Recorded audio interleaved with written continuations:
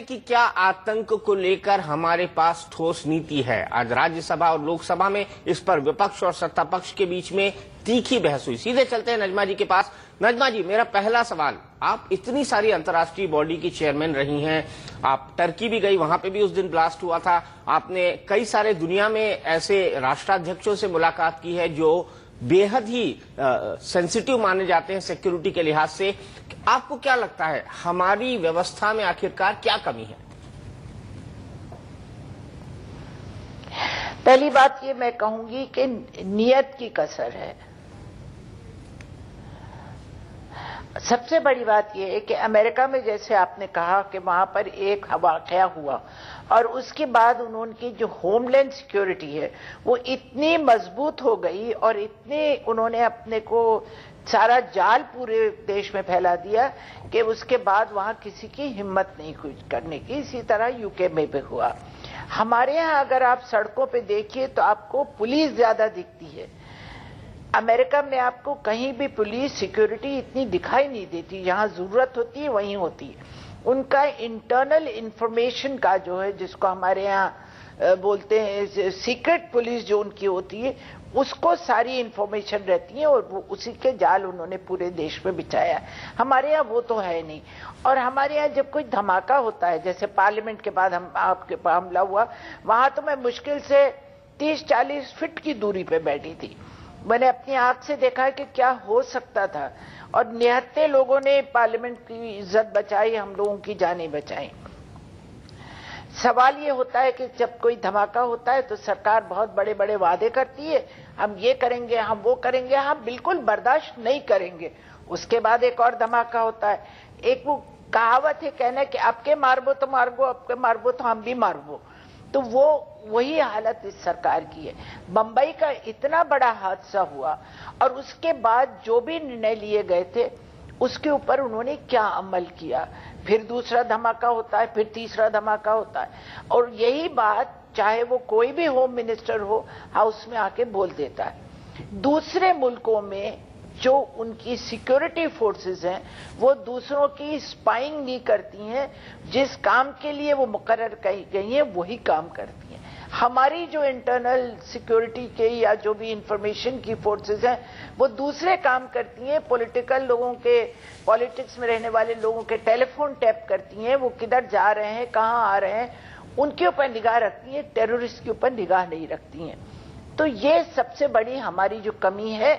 और आज हाउस के अंदर डिस्कशन हुआ, सारे लोगों ने पॉजिटिव बोला, सारी पॉलिटिकल पार्टियां इस बात पे एक मत थी कि हम आपके साथ हैं, आप एक कोई नीति तो बनाओ, कुछ आगे तो बढ़ो, तो हम आपके साथ देने के लिए तैयार हैं। हमने कभी देश की सिक्योरिटी को हम कॉम्प्रोमाइज करना नहीं चाहते। सवाल ये कि सरकार कुछ करना चाहती है कि नहीं। 10 साल से बैठे हैं, क्या कर रहे हैं?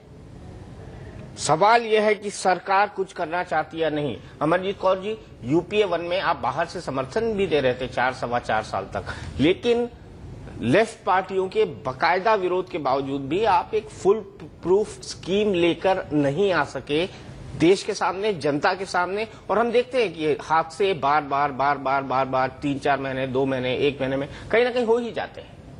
देखिए, हादसे तो एनडीए के पीरियड में भी हो रहे थे, हादसे यूपीए के पीरियड में भी हो रहे थे। तो नजमा जी को अच्छे से याद होगा जितने हादसे हुए, चाहे अक्षरधाम का हुआ या पार्लियामेंट पे अटैक हुआ, तो हादसे तो दोनों टाइम्स पे हो रहे थे। सवाल यह है कि हादसे के बाद कंप्लेसेंसी का दौर शुरू होता है। थोड़ी देर के लिए गर्मा गर्मी रहती है, बहस होती है, चर्चा होती है, कहाँ कमी है इंटेलिजेंस में, इंफ्रास्ट्रक्चर में, प्रिपेयर्डनेस में, राजनीतिक इच्छा शक्ति में, वो सब बातें होती हैं, बड़ी बड़ी डिबेट्स होती हैं। लेकिन जो पीस पीरियड है, उस पीस पीरियड में प्रिवेंशन के लिए क्या क्या करना चाहिए वो काम नहीं होते हैं। मैं ये भी कहना चाहूंगी दीपक कि जो हादसे करवाते हैं उसके पीछे पॉलिटिक्स होती है। जो भी ग्रुप हो, राइट हो, लेफ्ट हो, फैनेटिक ग्रुप्स हो, कोई भी हो, फॉरेन हो, विद इन कंट्री हो, लेकिन हादसों के बाद उसके ऊपर सियासत शुरू हो जाती है। और उस सियासत के बाद वोट बैंक एक्ट हो, फैनेटिक ग्रुप्स हो, कोई भी हो, फॉरेन हो, विद इन कंट्री हो, लेकिन हादसों के बाद उसके ऊपर सियासत शुरू हो जाती है। और उस सियासत के बाद वोट बैंक पॉलिटिक्स शुरू हो जाती है। और ये सारी चीज अल्टीमेटली जो सीरियसनेस और संजीदा जो आज पार्लियामेंट में दिखी है, ये भी हर हादसे के बाद थोड़े समय के लिए दिखती है, लेकिन जब हम पार्लियामेंट के बाहर होते हैं उसके बाद सब उसके सियासत के और कीचड़ उछालने के सिर्फ दौर में लगे रहते हैं। जरूरत किस चीज की है कि जो ऑब्जेक्टिव है हादसे करवाने वालों का, उस ऑब्जेक्टिव को हम कैसे फेल करें। हमारी जनता तो फेल करने के लिए तैयार है उसको, लेकिन वो सत्ता हो, कानून हो, हमारी इंटेलिजेंस हो, पक्ष और विपक्ष हो, राजनीतिक दल हो, उनकी कितनी प्रिपेयर्डनेस है और वो जनता को कितना प्रिपेयर्ड करते हैं। अवाम से ज्यादा मुझे किसी के ऊपर भरोसा नहीं है। अवाम के लिए कितनी प्रिपेयर्डनेस है, कितनी इंफ्रास्ट्रक्चर एक्सपेंडिचर है। और मैं एक्सपेंडिचर में आपको बता दूं, 55,000 करोड़ रुपए है हमारी आंतरिक सुरक्षा का बजट 2012-2013 में। 55,000 करोड़ रुपए कम नहीं होता। बजट है, एक्सपेंडिचर हो रहा है, ये भी जवाबदेही का सवाल है। एक्सपेंडिचर कहाँ होता है, पॉलिसिंग कहाँ होती है।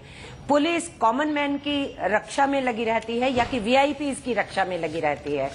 जो इंटेलिजेंस एजेंसीज हैं उनकी प्रायोरिटी क्या है।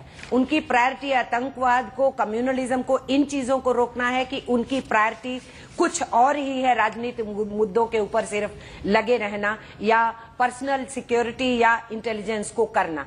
तो ये भी बहुत इंपॉर्टेंट है कि बजट में सिर्फ प्रावधान करना इंपॉर्टेंट नहीं है, उसकी इम्प्लीमेंटेशन क्या है, उसमें प्रायोरिटी क्या दी जा रही है। साथ साथ मैं ये समझती हूँ कि आतंकवादियों के लिए वातावरण, shelter place, recruitment with new elements, ये आवश्यक होता है कभी भी किसी भी देश में, किसी भी सोसाइटी में आतंकवाद को बढ़ाने के लिए। लेकिन जो वल्नरेबिलिटी है लोगों की, उसके अंदर उसको बेस देने की या उसमें से रिक्रूट होने की उसके कुछ कारण हुआ करते हैं। उन कारणों को दूर करने के लिए दूरगामी प्रयत्न नहीं किए जाएंगे तो हादसे होते रहेंगे और हादसों पे बहस भी चलती रहेगी। इसलिए मैं ये समझती हूँ, गरीबी हो या मुफलिसी हो, इनजस्टिस हुआ है, सचमुच हुआ है या इनजस्टिस परसीव्ड है, इन सारे मुद्दों के ऊपर बहस किए बिना और इनके कारणों को दूर किए बिना आतंकवाद सिर्फ कानूनी प्रक्रिया से भी दूर नहीं हो सकता है। इसलिए मैं ये समझती हूँ कि सिर्फ इतना कह देना राजनीतिक इच्छा शक्ति नहीं है, नियत नहीं है, बस वो काफी हो गया, उतने से चलेगा नहीं। ये बहुत कॉम्प्लिकेटेड इशू है। उस कॉम्प्लिकेटेड इशू के ऊपर बड़ी मल्टीफेरियस स्ट्रेटेजीज चाहिए। उन स्ट्रेटेजीज के लिए नेशन प्रिपेयर्ड है कि नहीं, पॉलिटिकल पार्टीज प्रिपेयर्ड है कि नहीं, सत्ता प्रिपेयर्ड है कि नहीं, इस टेररिज्म पे पॉलिटिक्स करना बंद लोग करेंगे कि नहीं करेंगे। जी बिल्कुल, ये जरूरी है। ये जरूरी है। नजमा जी,